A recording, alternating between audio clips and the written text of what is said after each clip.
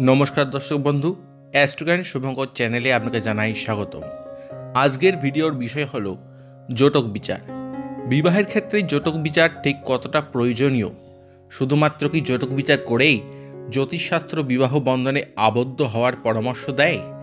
জটক বিচারে 36 পয়েন্টের মধ্যে একটি ভালো রকম পয়েন্ট পাওয়া কি খুবই গুরুত্বপূর্ণ বিষয়? দেখুন, বিবাহ ক্ষেত্রে জটক বিচার একটি অবশ্যই গুরুত্বপূর্ণ বিষয়, কিন্তু কেবল জটক বিচারের 36 পয়েন্টের মধ্যে পাত্র এবং পাত্রী কত বেশি পয়েন্ট লাভ করলো কেবল সেটির ওপর ভিত্তি করেই আমরা বিবাহ বিচার করতে পারি না।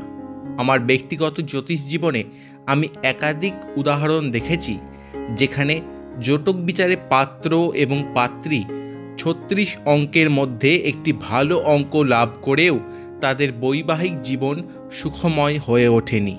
আবার এমনও উদাহরণ দেখেছি যেখানে পাত্র এবং পাত্রী 36 অঙ্কের মধ্যে একটি ন্যূনতম পয়েন্ট লাভ করেও তাদের দাম্পত্য জীবন সফল ও সুখময় হয়ে উঠেছে। আসুন আজকের ভিডিওতে আমরা জেনে নিই বিবাহের ক্ষেত্রে জটক বিচারে কেবল অষ্টকূট বিচার ছাড়াও আর কি কি বিষয় আমাদের দেখা প্রয়োজন।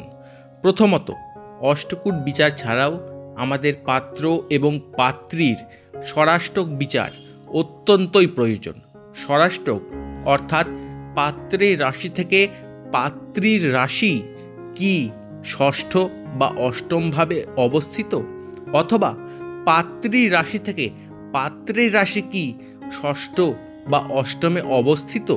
যদি পাত্র এবং পাত্রীর রাশি একে অপরের থেকে ষষ্ঠ বা অষ্টমে অবস্থান করে তবে এটি ষড়াষ্টক তৈরি করে থাকে। দ্বিতীয়ত, পাত্রের ক্ষেত্রে বিবাহ কারক গ্রহ শুক্র এবং পাত্রীর ক্ষেত্রে বিবাহ কারক গ্রহ বৃহস্পতি শুভাশুভ আছে কিনা তা অবশ্যই বিচার্যনীয় বিষয়। তৃতীয়ত, পাত্রের জন্মছকের লগ্নপতি, সপ্তমপতি, পঞ্চমপতি পাত্রীর জন্মছকের কোথায় অবস্থান করছে এবং কোনো অশুভ যোগ তৈরি করছে কিনা, এবং পাত্রীর ক্ষেত্রেও এই অধিপতিগুলি পাত্রের জন্মছকে কোথায় অবস্থান করছে এবং কোনো অশুভ যোগ তৈরি করছে কিনা তা অবশ্যই বিচার করতে হবে। চতুর্থত, পাত্র এবং পাত্রীর জন্ম নক্ষত্রটি একে অপরের নবতারা চক্রের বিপদ প্রত্যারী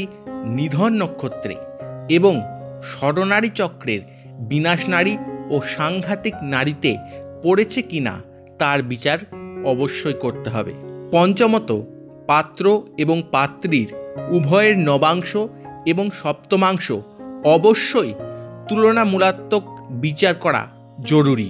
এছাড়াও পাত্র এবং পাত্রীর উভয়ের লগ্ন, দ্বিতীয়, চতুর্থ, পঞ্চম, সপ্তম, নবম, দশম, একাদশ এবং দ্বাদশ ভাব ও ভাবপতি বিচার্য। পাত্র এবং পাত্রীর মাঙ্গলিক যোগ ও অন্যান্য কোনো অশুভ যোগ আছে কি না এবং তার সাথে সাথে পাত্র এবং পাত্রীর ত্রিনারীর বিচার অবশ্যই করা আবশ্যক। আজকের জটক বিচার সম্বন্ধিত এই ছোট্ট ভিডিওটি এখানেই সমাপ্ত করছি। যদি ভিডিওটি ভালো লাগে তাহলে অবশ্যই একটি লাইক ও প্রিয়জনদের মধ্যে শেয়ার করে দিন। সবাই ভালো থাকুন, সুস্থ থাকুন। আবার দেখা হবে অন্য কোনো বিষয় নিয়ে। নমস্কার।